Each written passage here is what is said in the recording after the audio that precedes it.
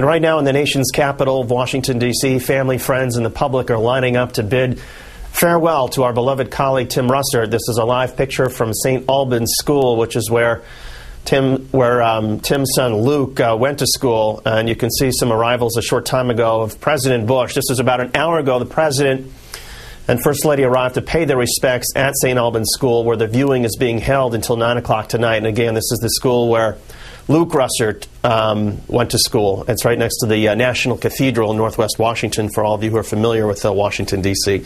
NBC's Mike Viqueira is live outside the school. And Mike, the President was there, but I suppose the wake is not just for Washington insiders, right? No, the emphasis here, David, on the public. The family, those close to Tim, wanted to make sure that this was an event where the public could come and file past his casket if they chose to do so. They had no idea how many people would come, but David, I have to say, an extraordinary turnout today. A line that's been going out here maybe 500 feet out to Wisconsin Avenue and in front of the National Cathedral and then down Wisconsin Avenue. Once inside, and right now we're seeing a lot of the NBC family filing past the casket, and they're all being greeted, both friends, strangers, members of the public alike, being greeted by Maureen, Tim's wife, and Luke, his son, who, as you mentioned, is a graduate of this institution, the St. Albans School. One of the first people in line who did greet the family here, Joe Geraci, a Buffalo native. You were one of the first people in line. You were here for 2 hours waiting in line. First of all, there's some significance to that blue ribbon there. What is that? Saturday night, I was talking to my brother up in Buffalo, and he was telling me that in Buffalo they were wearing the blue ribbon because Tim was such a Bills fan, as sort of a mourning token. And then I seen a thing on NBC News that they had an event Saturday night in Buffalo, and everybody in the tuxedos had the blue ribbon.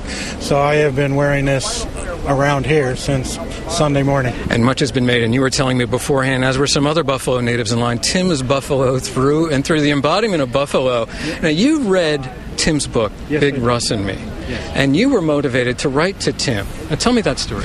Well, Tim's book, it takes place in the same time frame I was growing up on Buffalo West Side, and it was sort of like a carbon copy of things that he did, the Catholic school, the altar boy and all.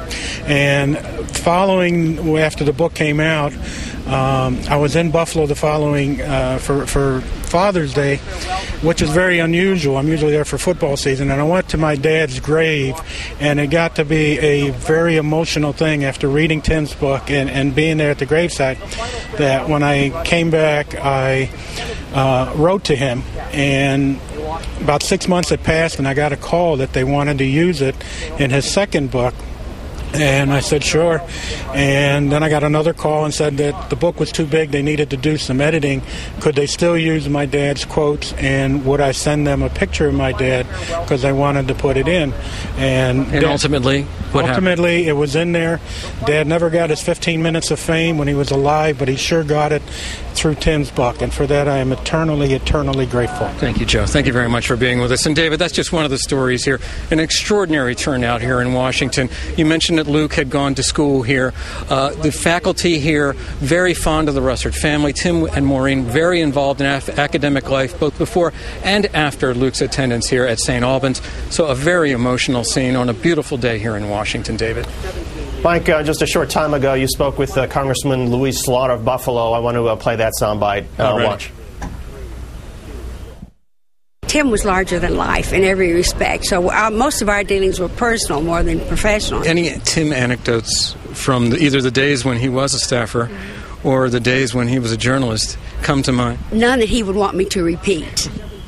And David, you mentioned that the President was here. We've also had a number of members of Congress, and just perhaps about this moment on the floor of the United States House of Representatives, a resolution praising Tim Russert and offering condolences to his family. David. NBC's Mike Viqueira. And Mike, I know how awkward and tough it is to actually cover this, to cover a news story when somebody you consider part of your own family is involved. And I just want to say how much we appreciate your live reports today. Thank you, David. Tomorrow, the Russert family will hold a private funeral mass and then a private memorial at the Kennedy Center. That service will be broadcast live here on MSNBC beginning at 4 p.m. Eastern. You can also make donations to Tim's favorite charities, the Boys and Girls Club of America or Catholic Charities USA. You can just head to our website, msnbc.com, and click on Meet the Press.